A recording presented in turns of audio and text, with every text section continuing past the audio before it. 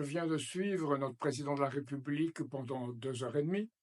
Et ce que me vient à l'esprit, c'est une autobiographie de Jean-Paul Sartre, Les mots et les choses.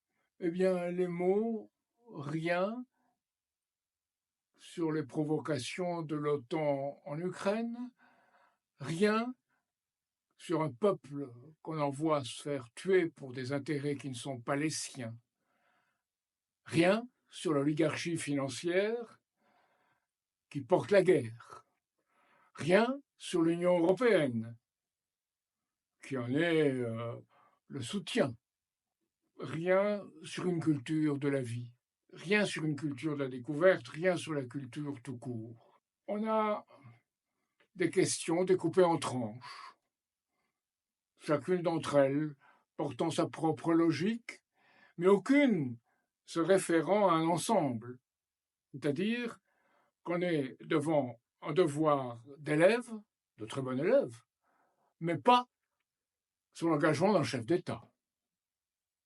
Alors, c'est un exercice bien ficelé, avec un journaliste, Gilles Boulot, tout à fait complaisant tout en se prétendant sévère. Et surtout, on s'arrange pour avoir Agnès Verdier-Molinier, qui représente la droite libérale, et Sophie Binet, qui représente la CGT, et on fait apparaître Macron comme étant quelque chose d'entre les deux. Donc, tout est montage dans cette émission.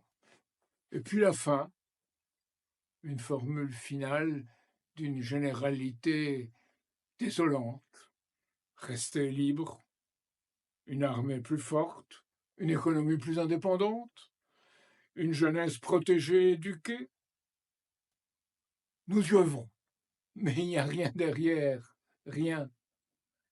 Alors, ici à Solidarité et Progrès, nous battons sur les causes finales, ce qui est réellement le défi du monde, ce basculement du monde vers ce qu'on appelle le Sud global, en réalité vers une majorité mondiale à laquelle la France devrait se rallier. Rien de tout cela n'est apparu. Et enfin, je voudrais dire pour finir, la drogue.